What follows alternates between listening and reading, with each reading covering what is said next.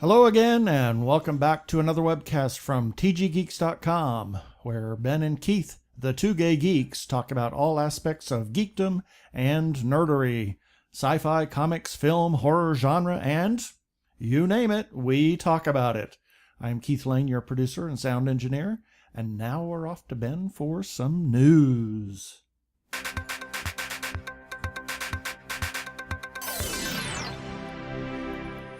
Well, studio and production company closures, well, they're no stranger to us here in the United States. And sadly, they're as equally familiar in other countries as well, including Japan. One of the most famous Japanese production companies, Studio Ghibli, is shutting down its own animation department.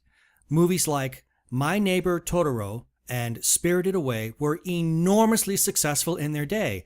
And while those movies, along with other family-friendly products, have helped to bring in over $274 million worldwide, the last few years haven't been quite as successful for the now struggling animation department, and the company general manager, Toshio Suzuki, came forward to announce the closure on Japanese TV.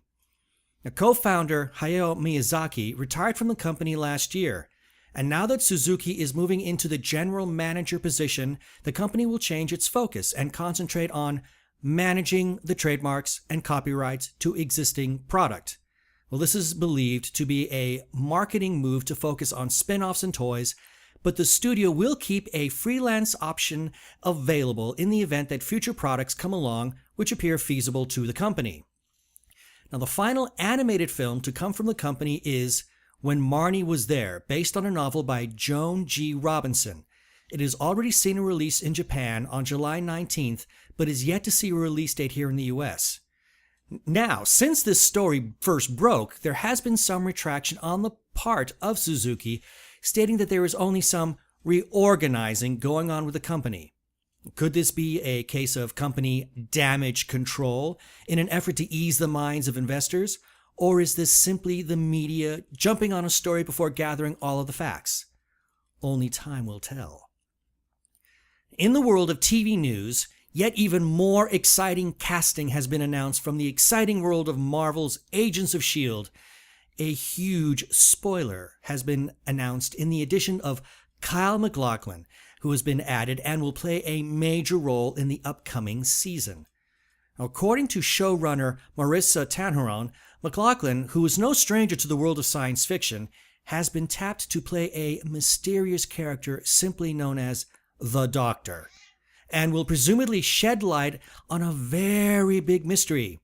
What is that, you say? Well, according to TV Line, it appears that the sci-fi veteran actor will be appearing as none other than the father of S.H.I.E.L.D. agent Skye. Will we see him all bloodied up as we did when we caught a glimpse of the character's arm at the end of Season 1?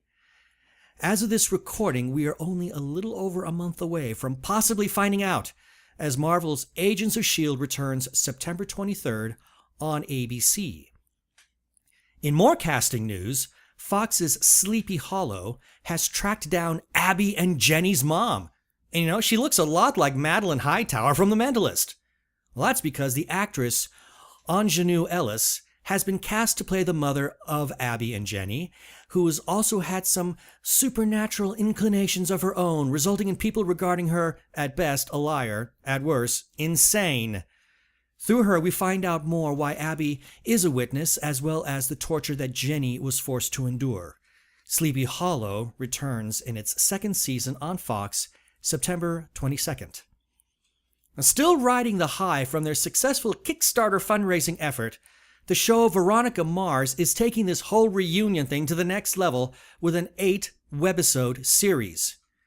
Premiering in mid-September on CW Seed, Play It Again Dick will star Ryan Hansen as himself, as he attempts to get a show made about his Mars character, Dick Casablancas.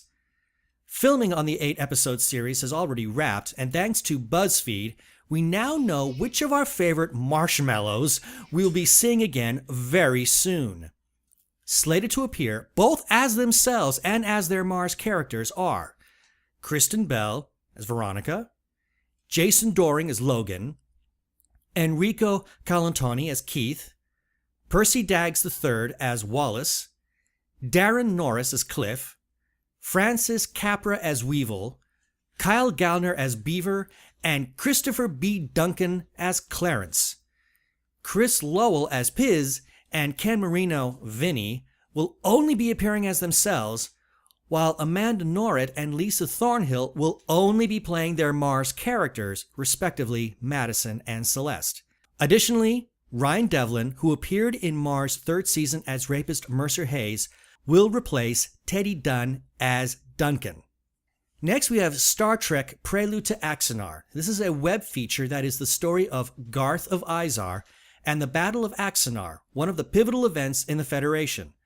I had the pleasure of being a part of their Kickstarter program to get this web feature filmed and produced, and it stars such Star Trek veterans as Gary Graham, J.G. Hertzler, Tony Todd, as well as Battlestar Galactica star Richard Hatch in an amazing turn as Klingon Chancellor Karn, and the filmmakers are currently turning back to Kickstarter in the hopes of making a feature-length film of the Battle of Axanar and the 4 Years' War. The entire video, Prelude to Axanar, can be seen on our Facebook page, facebook.com/TGGeeksWebcast. And now we shall return after a short break. You can find culture at the theater. You can find culture in the bottom of an unwashed coffee mug. Or you can find culture on your iPod. Join Brad, Glenn, and Christina on Pod Culture, Equal Opportunity Geekness. Go to www.podculture.net.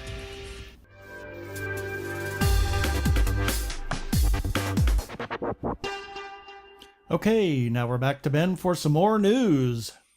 Next, in the world of rumor, various news sources have been reporting that Jen and Louise Coleman will be leaving the long-running series Doctor Who in a sensational Christmas storyline. An unnamed source with the Beeb has said the conversations about Jen and Louise's exit have started and a plan is in place which is being ironed out. By the time she leaves, she will be one of the longest-standing companions ever. She has been absolutely brilliant in the role, but everyone agrees it is a part that should change after a period of time. It was added that this was very much a mutual decision. Now, this rumor has been reported on a variety of news sites, but naturally the BBC refused to comment on Jenna Louise's exit. Doctor Who returns to BBC One and the rest of the world, August 23rd. Now, the box office receipts for the weekend August 15th through August 17th, and this is per Box Office Mojo. Coming in at number 1, Teenage Mutant Ninja Turtles was number 1 both this week and last week at a $28,400,000. Coming in again at number 2, both this week and last, is Guardians of the Galaxy at $24,735,000. Making its debut at slot number 3, Let's Be Cops at $17,700,000. At number 4, The Expendables 3 at $16,200,000. And rounding up the top 5, The Giver at $12,760,000. Now this brings up last week's episode where I discussed upcoming movies and I made reference to the film called The Giver, starring Jeff Bridges and Meryl Streep. Well, Keith and I had a chance to see this movie yesterday, and my review of this film is available on our website at tggeeks.com. I suggest that you check it out if you're interested in knowing what the two gay geeks thought about this movie. Lastly, if you can't get enough of your Guardians of the Galaxy or your deep geeking discussions about it, the podcast No Baggage Attached, which features a veritable who's who of the podosphere, as well as us two gay geeks, will be doing a show discussing the merits and maybe even faults of Marvel's latest entry in the movie franchise. More on that in the weeks to come. Okay, that should do it for this week. Remember to leave us a comment on our Facebook page or on our website, tggeeks.com, or you can leave us a voicemail at 469-TG-GEEKS. That is 469-844-3357. Thank you for listening to this episode of TG Geeks Webcast. For Ben Raggington, I am Keith Lane. Peace. Cheers!